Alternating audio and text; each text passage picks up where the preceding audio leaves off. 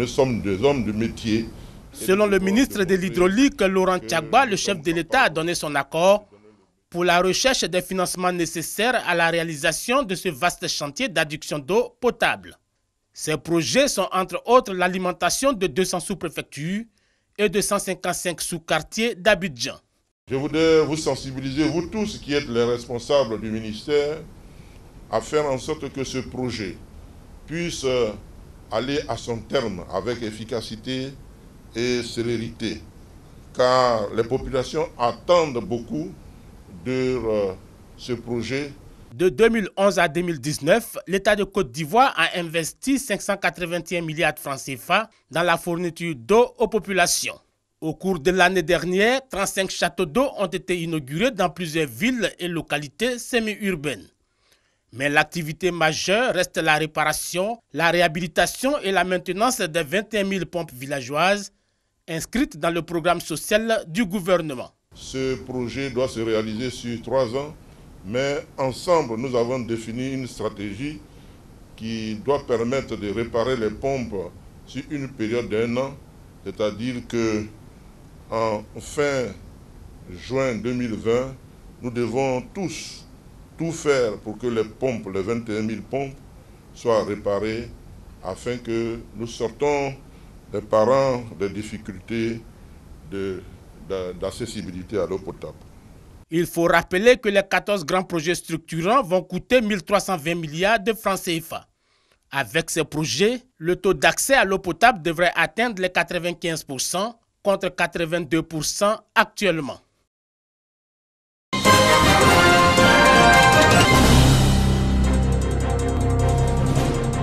Imaginez, si on n'est pas performant, ça veut dire que les 1494 milliards qu'on doit mobiliser cette année, on ne pourra pas les réaliser.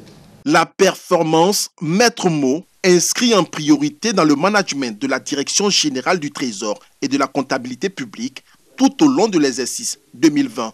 Un objectif de mobilisation des ressources sur les marchés nationaux et internationaux. Le défi est énorme, mais pas impossible. Nous sommes engagés pour que le Trésor soit performant à tous les instants. La présentation officielle de la certification globale ISO 9001 version 2015 obtenue par cette administration est la matérialisation d'une volonté affichée de rendre plus performantes ses services. Le Trésor veut aller loin et il ménage donc sa monture en certifiant ses métiers. La certification touche tous les métiers. Mobilisation des ressources, règlement de la dépense, tenue de la comptabilité, etc., etc. Donc on aurait pu choisir de se faire certifier sur un seul groupe d'activités. Mais là, c'est l'ensemble des activités métiers. Donc l'avantage qu'on en tire, c'est que la certification va être un levier de transformation pour accompagner la modernisation, le processus de modernisation du Trésor public. Pour l'État, cette certification confère plusieurs avantages, à savoir la gestion optimale des ressources publiques et l'amélioration de la qualité de la signature de l'État de Côte d'Ivoire. Pour l'usager, la certification contribuera au renforcement de la confiance avec le Trésor public. C'est en 2003 qu'a démarré l'implémentation du système de management de la qualité au Trésor public. En 2016, la mise en place d'un plan stratégique de développement 2016-2020 a eu l'avantage d'accélérer le processus de certification.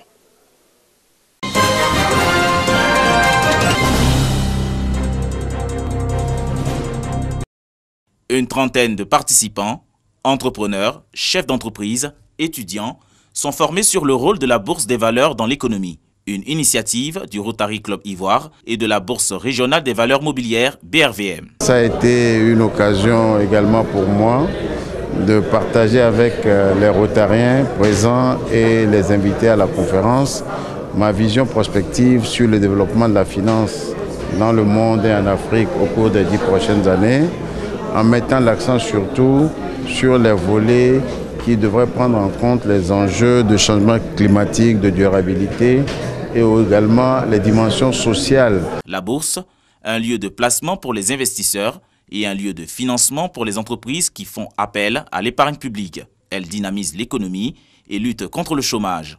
La BRVM, 6e place financière en Afrique, représente plus de 10% du produit intérieur brut de l'UEMOA. Une opportunité à saisir pour les populations selon le Rotary Club Ivoire. Nous nous sommes dit qu'il était peut-être opportun de informer les populations sur le fait que la bourse peut constituer vraiment une épargne, et tout en investissant en bourse, ça concourt aussi à travailler sur la croissance du pays, parce qu'il y a tout ce programme qu'on nous présente depuis un moment, qui est l'émergence de la Côte d'Ivoire. Créé en 1956, le Rotary Club Ivoire cultive l'idéal de servir et s'engage à mettre à profit les relations pour servir l'intérêt général.